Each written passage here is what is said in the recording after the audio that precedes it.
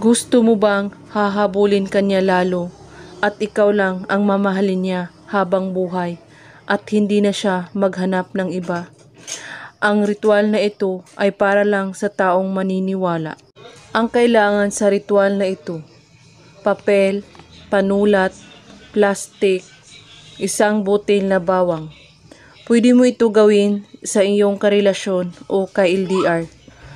At magugulat ka na lang sa magiging resulta nito dahil hahabulin ka sa taong ginawan mo nito.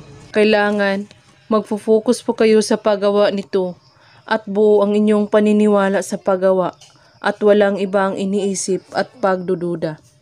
At ihanda mo ang iyong sarili. Kunin mo ang bawang at balatan mo ito. At pagkatapos, isulat mo sa papel ang pangalan at apelyido niya ng 7 beses. At kunin mo ang bawang na binalatan at ilagay mo ito sa gitna ng papel. At pagkatapos, banggitin mo ang pangalan at apelyido niya.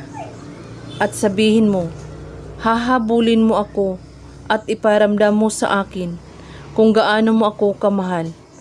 7 beses mo ito ulit-ulitin. At pagkatapos, ibalot mo ang bawang sa papel at ilagay ito sa plastic na maliit at ilagay ito sa inyong damitan or cabinet. Kinabukasan, kunin mo ito at ibawon ito sa lupa.